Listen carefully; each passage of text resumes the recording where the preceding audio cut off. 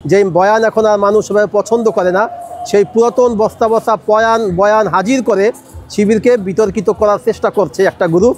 শাপলাকে যারা হচ্ছে ফেসিবাদের পদতন হিসেবে বিলিপাই করতে চায়, তারা আর যাই হোক বাংলাদেশপন্থী রাজনীতি করে বলে আমরা বিশ্বাস করি। আমরা কমান্ডার মুক্তিযোদ্ধার ওই এলাকার জিয়াউদ্দিন তিনি বলেছেন যে দেলোয়ার হোসেন শিকদার, দেলোয়ার হোসেন সাঈদী এক ব্যক্তি নয়। এইটাই অবশ্যই এরা শিবিরকে বিতর্কিত করা। যেই বয়ান এখন আসলে মানুষ ওইভাবে খায় না, যেই বয়ান এখন আর মানুষ সবাই পছন্দ করে না, সেই পুরাতন বস্তা বস্তা বয়ান হাজির করে শিবিরকে বিতর্কিত করার চেষ্টা করছে একটা গ্রুপ। দিন শেষে তারা কিছুই করতে পারবে না। তাদের বয়ান ওভাবেই মাঠে মারা যাবে।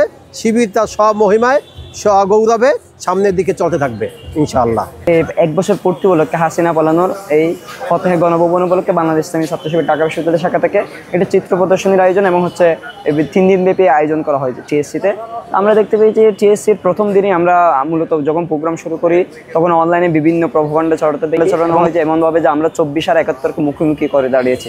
কিন্তু 2006 সালের পর থেকে হাসিনা যেভাবে হচ্ছে বাংলাদেশের জনগণের উপর দীর্ঘ 17 বছর হত্যাকাণ্ড ঘটিয়েছে এবং হচ্ছে যেই নির্যাতনগুলো ঘটিয়েছে আমরা সেগুলো ফুটিয়ে তুলি। যেখানে আমরা এখানে 2006 সালের 28 অক্টোবরের হামলার ঘটনা এনেছি, 9 সালের পিলখানা হত্যাকাণ্ড, 13 সালে শাপলায় হত্যাকাণ্ড এবং হচ্ছে 13 সালে সাঈদী সাহেবের রায় পরবর্তী যে হত্যাকাণ্ড হয় সেগুলো ফুটিয়ে তুলেছি। হচ্ছে বাম দলগুলো বলেছে হচ্ছে শাপলা ছিল নাকি ফেসিবাদের পদধ্বনির পাত্রা। আমরা এটা তীব্র নিন্দা জানিয়েছি এবং এটা হচ্ছে আমরা যদি উইথড্র না করে তাহলে এর যথাযথ ব্যাখ্যা চাইবো। হচ্ছে শাপলাকে যারা হচ্ছে ফেসিবাদের পদধ্বনি হিসেবে বিলিপাই করতে চায়, তারা আর যাই হোক বাংলাদেশপন্থী রাজনীতি করে বলে আমরা বিশ্বাস করি। যেমন কাদের মোল্লা, কসাই কাদের নামে একজন বিহারি ছিল, সে 71 সনেই সে মারা গেছে। আর কাদের মোল্লা হচ্ছে ঢাকা লালবাগে রহমতুল্লাহ স্কুল অ্যান্ড কলেজের প্রিন্সিপাল, ঢাকা প্রেস ক্লাবের সম্পাদক ছিল বঙ্গবন্ধুর আমলে। একটা যুদ্ধরাবাদী লোককে তো আর প্রেস ক্লাবের সেক্রেটারি বানাইতো না বঙ্গবন্ধুর আমলে। এবং কসাই কাদের মোল্লার যত আমলনামা আছে, খারাপ কাজ আছে, এটা আনি আব্দুল কাদের মোল্লা MSc ঢাকা ইউনিভার্সিটির মেধাবী, তার উপরে উঠাই দেওয়া হয়েছে। এরপরে হলো দেলোয়ার হোসেন শিকদার নামে এক কুখ্যাত রাজাকার ছিল, তাকে 71 সনের পরে বিজয়ের পরে পিটিয়ে মেরে ফেলা হয়েছে এলাকায়।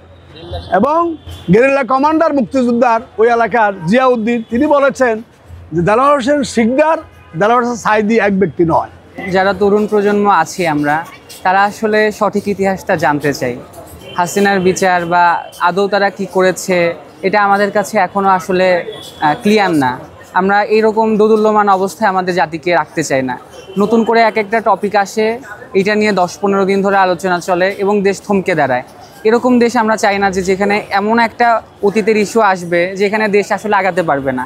তো এই ইস্যুগুলোর আসলে সমাধান হওয়া উচিত।